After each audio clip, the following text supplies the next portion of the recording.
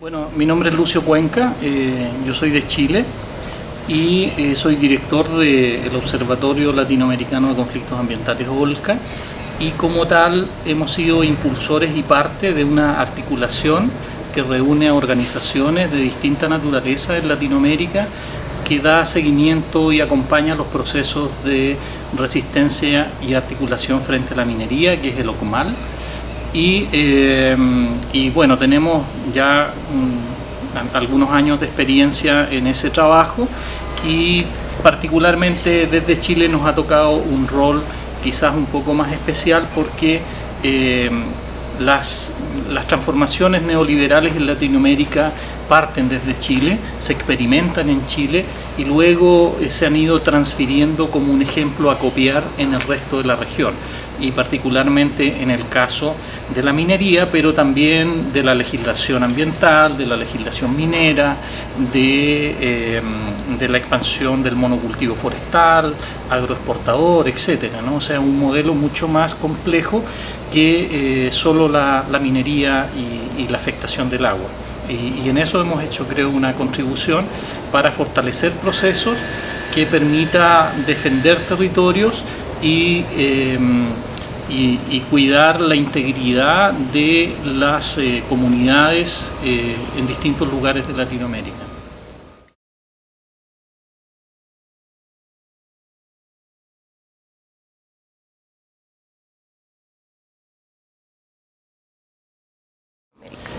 Sí, bueno, sin duda, si uno sobrepone, ¿no?, cierto tipo de actividades ligadas al extractivismo, ve que hay coincidencia, ¿no?, de megaproyectos en la minería, en el monocultivo forestal, en las pesquerías industriales.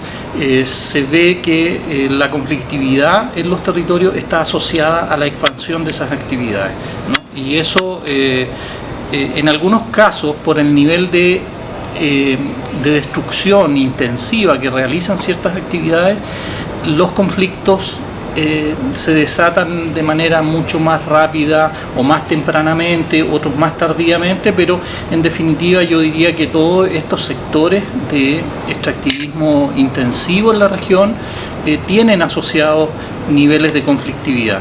O sea, estamos hablando de la expansión de actividades extractivistas que antes no existían o eran muy menores en nuestros países. O sea, Chile siempre fue un país minero, y lo que se hace fue multiplicar por 3,5 la producción o extracción minera en 2 décadas. Eso significa una presión feroz hacia los territorios, una ampliación de la frontera histórica de la minería. Y eso mismo ha ocurrido en Latinoamérica, en todas las zonas, ¿no? Ha ocurrido en Ecuador, que no era un país esencialmente minero, si bien siempre han existido en nuestros países minería de pequeña escala, pero empieza a ocurrir en Argentina. Argentina no era un país minero, ¿no? Ecuador, en Colombia, en Centroamérica, ¿no?, en México, y se abre una puerta que hoy día nos tiene bastante complicados, porque son actividades altamente intensivas, demandan muchos insumos químicos, mucha agua, y por lo tanto generan mucha contaminación, mucha destrucción territorial, y por lo tanto también afectaciones no solo ambientales a la naturaleza, sino que también a las comunidades humanas que están en torno a estas actividades. Entonces, de esa manera podemos identificar en la región que, de acuerdo a las características de cada país, uno puede ver que en algunos es más intensiva la minería, en otros más la agroindustria, en otros es más cierto otro tipo de monocultivos que no son alimentarios, digamos, como los forestales, ¿no? Pero esa es la dinámica, yo diría, que caracteriza a la región.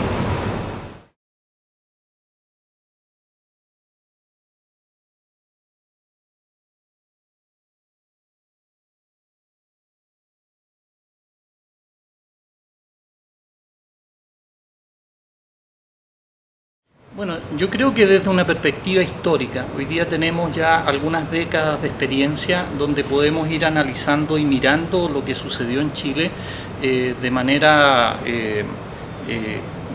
con una mirada más extensa, ¿no? En algunos casos analizamos solo ciertos impactos, pero hoy día sin duda no podemos desconocer que las principales transformaciones en Chile se hicieron en dictadura, ¿no? Desde la Constitución, pasando por leyes orgánicas que no fueron generadas democráticamente y que son los pilares del modelo privatizador de Chile. O sea, acá no solamente estamos hablando del agua, estamos hablando de la reprivatización de la minería, que había sido nacionalizada en el tiempo del gobierno de Salvador Allende, el año 71, una reforma que se hizo de manera unánime con todos los sectores. O sea, la minería se nacionalizó incluso con la votación de la derecha en nuestro país en su momento, ¿no? Por lo tanto, estamos hablando del quiebre histórico que se hizo con una nueva constitución y con estas leyes. El sistema de pensiones, en esa misma época se privatiza, el sistema educacional, el sistema de la educación superior, o sea, un conjunto, el sistema relativo a los bancos, al sistema financiero, o sea, un conjunto de medidas que lamentablemente la transición a la democracia en Chile no ha tenido la fuerza y en algunos casos la voluntad de reformar estructuralmente, ¿no? Se han hecho, incluso podríamos considerar, más que reformas para revertir esto, han sido reformas para perfeccionar en alguna medida. Y eso, en el caso de la economía y del medio ambiente y los recursos naturales, ha sido muy agresivo, ¿no? O sea, se ha puesto a nuestro país y a nuestros países crecientemente como proveedores sustancialmente de materias primas para el mercado internacional. Cuando hablamos de extractivismo estamos hablando también de eso, ¿no? Estamos hablando no solo de generación y extracción de grandes volúmenes, apropiación de naturaleza para hacer negocios, sino que estamos hablando también de que esto se hace en función del mercado global y por lo tanto se generan otras dependencias y otras relaciones que van dificultando la posibilidad de revertir estos procesos en nuestros países. En el caso de Chile, es el país que más tratados de libre comercio ha firmado con distintos países o bloques de países, ¿no? Con la Unión Europea, con China, con México. Ahora estamos en una nueva etapa de perfeccionamiento, dicen ellos, de los tratados de libre comercio, pero que en el fondo lo que están incorporando son mecanismos que nosotros les denominamos tratados de libre comercio de nueva generación, que se centran fundamentalmente en la protección y las garantías a la inversión y a las ganancias de las empresas transnacionales. Eso ocurre con el TPP. Lo que ahora se firmó es el TPP-11, pero que es un asunto temporal y que se han ido incorporando en la modificación gradualmente en nuevos tratados de libre comercio, con Canadá, con China, con incluso nuevos tratados de libre comercio que antes no se había pensado que iba a ocurrir, con Uruguay, con Brasil, con Argentina, que están reconfigurando también las relaciones dentro de la región. Entonces todo eso ha sido en función de acentuar este carácter desde el paradigma del crecimiento económico de transformarnos en países monoexportadores de materias primas, ¿no? O sea, no hay aquí el paradigma del desarrollo y de la incorporación de mano de obra, de valor agregado, de segunda etapa exportadora, todo lo que en algún momento el neoliberalismo transmitía como parte de este proceso que venía para nuestros países y que nos iba a sacar de la pobreza, etcétera. En realidad ha sido una gran mentira, ¿no? Y lo que se ha acentuado es el extractivismo. Y eso ya sabemos las consecuencias que tiene y que significa más desigualdad, más empobrecimiento, más precarización de las condiciones de vida de nuestras comunidades, de nuestros pueblos, y de esos Chile es un ejemplo, a pesar de que se muestra con ciertos indicadores de Producto Interno, de per cápita, ¿no? Que aparece como de país casi de las primeras ligas. En el caso real es uno de los países más desiguales, ¿no? El 1% de la población se lleva el 33% de todo el ingreso, y eso nos coloca como de los países más desiguales del mundo, ¿no? Y eso hoy día se está haciendo a partir de la destrucción intensiva de la naturaleza, ¿no? Y creo que eso hipoteca las posibilidades futuras de nuestros países, y es lo que se está expandiendo de alguna manera como ejemplo desde Chile hacia Latinoamérica, y que lo que nos preocupa y por lo tanto en el trabajo que realizamos nos parece fundamental generar estos procesos de intercambio, generar estos procesos de debate con el conjunto de otras organizaciones de los países de la región que están también, por un lado, resistiendo a esta expansión, pero también están buscando y construyendo alternativas desde sus propios países, desde sus propios territorios. Y creo que en ese sentido, si bien hemos tenido muchas dificultades, pero también hay logros, hay procesos interesantes que hoy día no significan solo resistir desde el punto de vista de oponerse, sino que significa resistir en función de defender las alternativas propias, ¿no? Y por lo tanto el derecho propio a definir lo que nosotros entendemos por bienestar y lo que nosotros entendemos por una perspectiva de vida sustentable en el tiempo.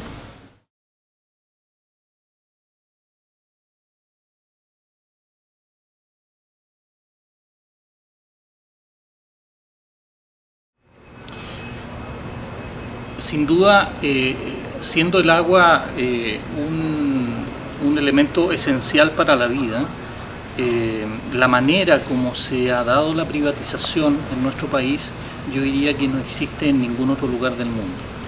Revisando estudios comparados, uno puede encontrar modelos de gestión que mezclan lo público y lo privado, incluso como en Australia, donde existe el mercado del agua formalmente, ¿no?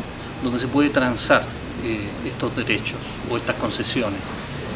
Pero en el caso de Chile no solo se privatiza las empresas sanitarias y el saneamiento, sino que se privatizan las fuentes de agua, ¿no? Se privatiza de alguna medida, se puede decir, el río, se privatiza el agua subterránea, ¿no?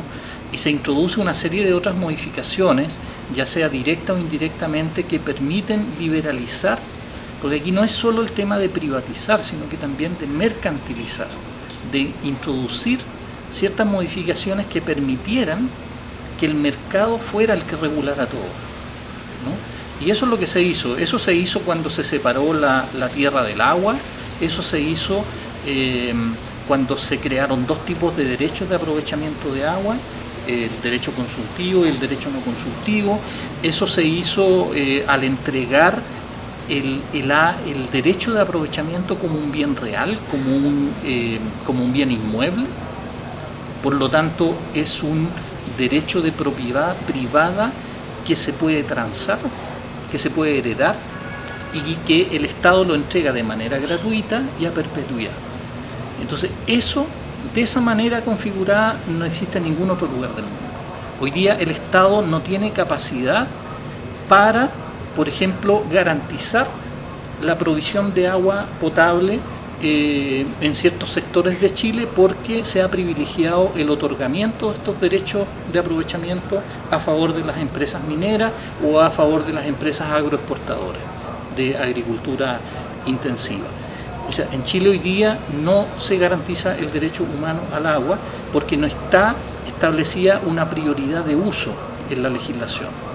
O sea, en ninguna parte de nuestra legislación dice aquí la prioridad del uso del agua es la provisión de agua potable, ¿no? O los ecosistemas, o la producción de los alimentos, y luego otras cosas, ¿no? Acá funciona el mercado, y en este mercado desregulado, quien manda son los grandes poderes económicos.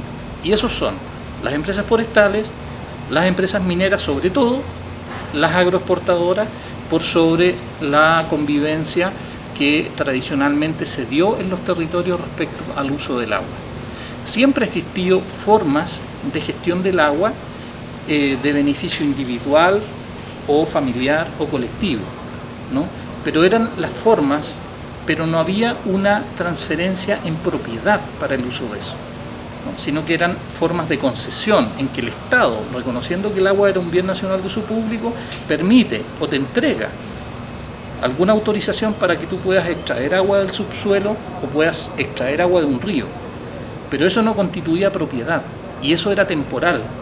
O sea, si tú cambiabas de una actividad agrícola a una actividad minera, tú no te podías llevar el agua de la tierra para usarla en minería. Eso hoy día sí se puede hacer.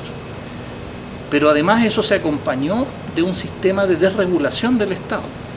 Hoy día hay un Estado que no tiene capacidad de fiscalización, hay un Estado que no puede sancionar porque no tiene capacidad para detectar, por ejemplo, quién está robando agua, quién está usurpando agua, ¿no? Y por lo tanto no se puede multar, no se puede llevar a los tribunales, y hoy día lo que ha cambiado en Chile respecto de eso es que hay una comunidad más informada, más organizada, más activa frente a eso.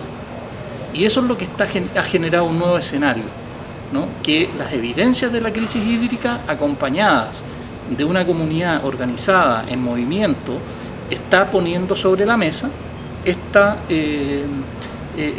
nueva realidad, ¿no?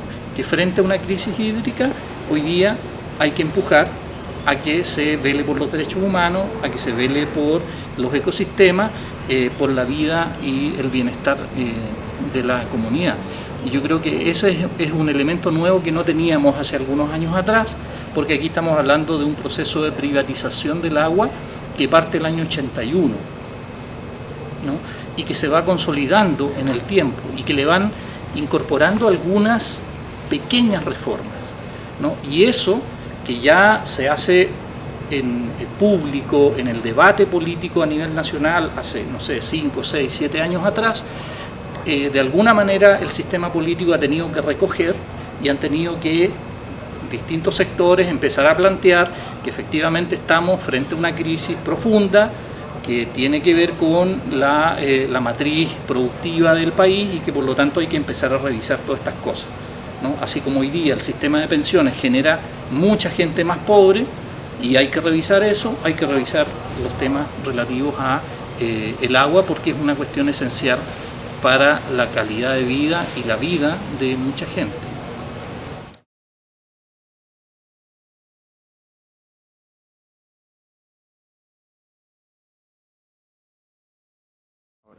Sí, lo que pasa es que hay mecanismos directos y mecanismos indirectos en la privatización del agua. Eso nosotros lo hemos aprendido. Por ejemplo, en Chile existe la dualidad en la legislación de agua, que se parte definiendo el agua como un bien nacional de uso público, y en el artículo siguiente se dice que el agua es un bien económico y que cuenta con todas las garantías y protecciones de la propiedad privada y es un bien inmueble, o sea, tiene que cumplir los mismos procedimientos que cuando tú compras un auto, una casa, que tienes que registrarlo en el conservador de bienes raíces, etcétera, etcétera. Tiene ese nivel de ejercicio de la propiedad. Pero también el proceso privatizador, sobre todo por la resistencia de la comunidad, ha llevado a que tengan que inventar algunas otras fórmulas, como por ejemplo las concesiones a largo plazo. En el caso de las empresas sanitarias, que fue un proceso de privatización que se hizo ya en democracia, primero la intención y la legislación que se aprobó fue vender la propiedad de las empresas.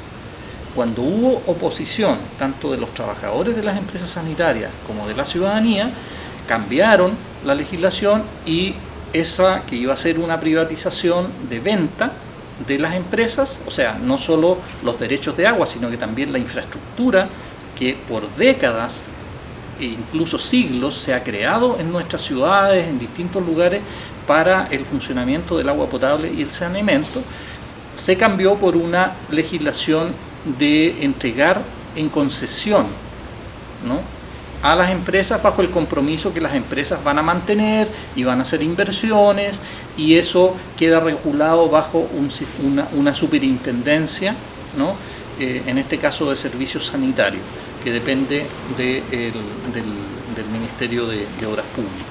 Entonces hay distintos mecanismos, pero lo que se entrega allí es la administración, pero también la gestión, que incorpora prioridades y formas de gestión privadas, ¿no?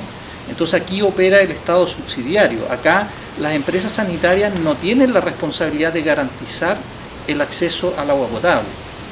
Esa responsabilidad sigue en el Estado. ¿Y cómo lo hace el Estado? Cuando estamos hablando de un Estado neoliberal, el Estado subsidiario, es que finalmente el Estado le paga a la empresa el consumo familiar de niveles socioeconómicos más bajos. Y de esa manera, de alguna forma, quizás dicho de manera muy burda, digamos, de esa manera el Estado de Chile garantiza el derecho humano al agua, pero bajo una transacción económica donde el Estado le garantiza a estas empresas que van a tener una rentabilidad con la gestión que están ejerciendo. Entonces, en Chile es el único país donde la empresa te puede cortar el agua si es que tú no pagas la cuenta del consumo del agua. No está garantizado un consumo básico, por ejemplo, que lo debiera tener todas las familias del país, independiente de si tú pagas o no pagas la cuenta. Esas cosas no existen. Entonces se ha llevado la gestión y la transferencia de la gestión hacia los privados de manera extrema, ¿no? Y eso creo que es una amenaza que legítimamente la ciudadanía en este país y en otros lugares puede sentir, porque existen hoy día experiencias donde eso se ha llevado a esos extremos, ¿no? Entonces creo que si bien no es una venta de la propiedad, pueden ser sistemas de privatización indirectas, donde de todas maneras se van a manejar con criterios privados y con prioridades privadas, y por lo tanto eso va a segmentar, eso va a discriminar, eso va a no garantizar el derecho humano al agua.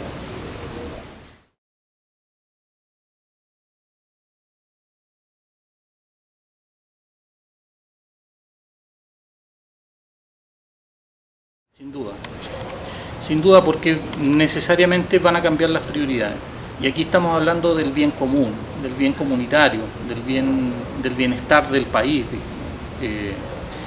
Y sin duda conformar este tipo de autoridad colegiada, llamémosle así, donde van a tener un porcentaje importante de poder de decisión en las políticas, en los programas, en las prioridades, los sectores privados, sin duda que va a cambiar la situación y van a priorizar intereses privados, intereses comerciales, intereses de lucro, ¿no? Creo que estamos en un momento, y la realidad chilena muestra, en que justamente así como el movimiento estudiantil en Chile puso al centro del cuestionamiento a la educación pública subvencionada por el Estado, que fue el mecanismo de privatización, donde la consigna era fin al lucro, ¿no? O sea, con el bien común no se puede transformar en un negocio, en un lucro privado. Con el bien común, creo que eso también aplica al caso del agua, ¿no? Y creo que allí el Estado, que es a quien nosotros delegamos democráticamente gestión del bien común, debiera resguardar eso, ¿no? Debiera resguardar el bien común, no transferir derechos a privados.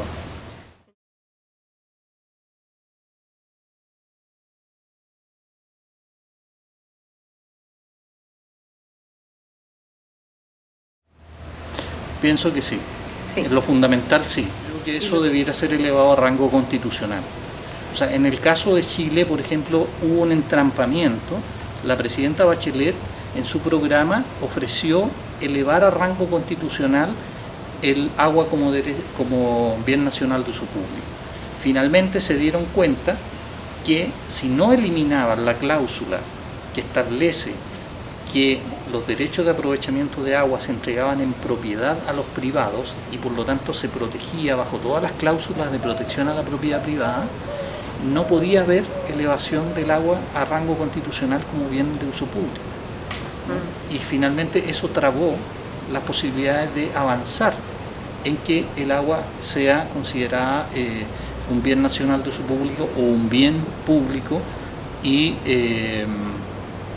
que se garantice el derecho humano al agua y que en el rango constitucional también se quede establecida las prioridades de uso. O sea, yo creo que eso es fundamental, porque eso es lo que te permite proyectar una vida dentro de un territorio, dentro de un país, sabiendo con antelación, ¿no?, de que van a haber garantías básicas. O sea, el agua es una cuestión esencial. Y si hoy día tú tienes la incertidumbre de que eso no está garantizado, ¿cómo vas a proyectar con tranquilidad? O sea, se supone que estamos en función de mejorar una sociedad, la convivencia con los vecinos, la relación con la naturaleza, y resulta que introduces o mantienes una incertidumbre de este tamaño. Eso atenta contra los derechos de la gente.